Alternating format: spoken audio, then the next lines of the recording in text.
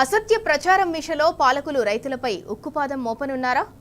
చివరి ఆయకట్టుకు సాగునీళ్లు అందించడం పేరిట అన్నదాతపై సర్కార్ కొరడా జులిపించనుందా? హక్కుల సాధనలో రైతాంగాన్ని అప్రమత్తం చేస్తున్న గ్రామీణ యువతపై కక్ష సాధింపునకు దిగనుందా? అక్రమ కేసుల అస్త్రాన్ని సంధించి యూత్ను కట్టడి చేసేందుకు ప్రభుత్వం పావులు కదుపుతోందా? మునుపెన్నడూ లేని రీతిలో నీటిపారుదల శాఖ సమావేశంలో జిల్లా ఎస్పీలు ఎందుకు పాల్గొన్నారు? ఇలాంటి సవాలక్ష ప్రశ్నలకు జవాబు తెలియాలంటే వాచ్ ది స్టోరీ.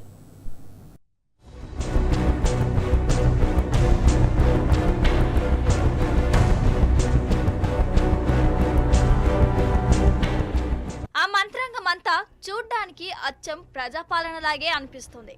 యంత్రాంగమంతా విధి నిర్వహణలో ఉన్నట్లే ఉంటుంది. చెప్పుకోవడానికి పాలకుల ఉద్దేశం సైతం విస్తృత ప్రజా సంక్షేమమే. కానీ అదొక పక్కా షడ్యంత్రం. అంతకు మించిన అధికార దుర్వినియోగం. పరిరక్షణ ముసుగులో కర్తవ్యాన్ని మరిచి పాలకులు ప్రదర్శించే దురహంకారం. వెరసి ప్రజా కంటకం ప్లస్ రైతు జన నిర్బంధనం.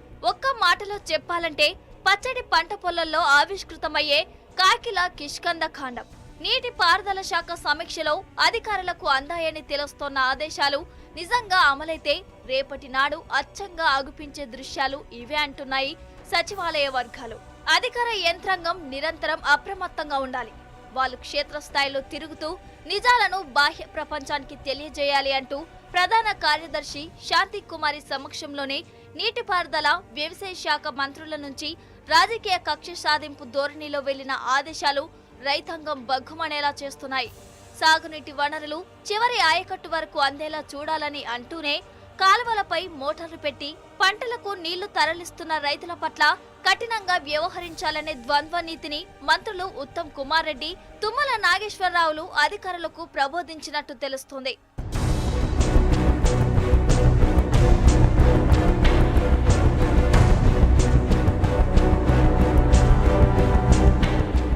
ఆడలేక మధ్యల దరువు అన్నట్లు సాగునీటి నిర్వహణలో విఫలమైన పాలకులు ఆ వైఫల్యాన్ని ఎండగడుతూ రైతాంగంలో అవగాహన కల్పించి జాగరూకులను చేసే ప్రయత్నం చేస్తున్న గ్రామీణ యువతపై రాజకీయ కక్ష సాధింపు చర్యల కోసం రంగం సిద్ధం చేస్తున్నట్లు నీటిపారుదల శాఖ వర్గాల టాక్. క్షేత్రస్థాయిలో పోలీసులను సైతం భారీగా మోహరించి అన్నదాతల తరపున న్యాయం కోసం ప్రశ్నించే వాళ్లపై ఉక్కుపాదం మోపే దిశలో జిల్లా యంత్రాంగాన్ని మంత్రులు ఉత్తమ్, తుమ్మల సమాయత్తం చేసినట్లు సమాచారం. సెక్రటేరియట్ నుంచి జరిగిన వీడియో కాన్ఫరెన్స్ లో గతంలో ఎప్పుడూ లేని విధంగా జిల్లాల పోలీస్ సూపరింటెండెంట్లు కూడా దర్శనం ఇవ్వడమే ఇందుకు ఉదాహరణ అంటున్నారు విమర్శకులు.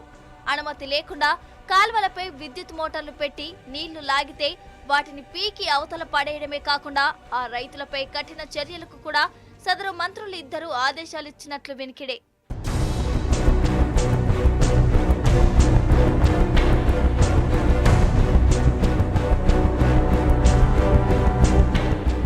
వరి పంట ఈనే దశకు చేరుకున్న కీలక తరుణంలో అందాల్సిన స్థాయిలో సాగునీళ్లు అందక రైతులు సతమతమవుతున్న విషయం తెలిసిందే.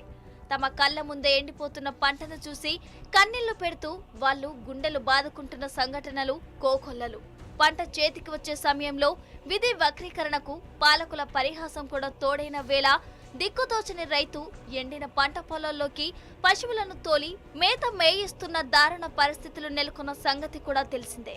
మరో 15 రోజుల్లో రబీ సీజన్ పంట చేతికి వస్తుందని ఆశగా ఎదురు చూస్తున్న రైతులు ఆ ఆశలు అడియాసలుగా మారి ఓవైపు ఆందోళన బాట పడుతుంటే వారి బందీ పేరిట పోలీసులు పొలాలను చుట్టుముట్టి నాకాబందీ నిర్వహించనున్నారని తెలుస్తోంది. రైతులపై ఇలా పోలీసు చర్యలకు దిగాలని ప్రభుత్వం నిర్ణయించడం అమానుషమన్న విమర్శలు వ్యక్తమవుతున్నాయి.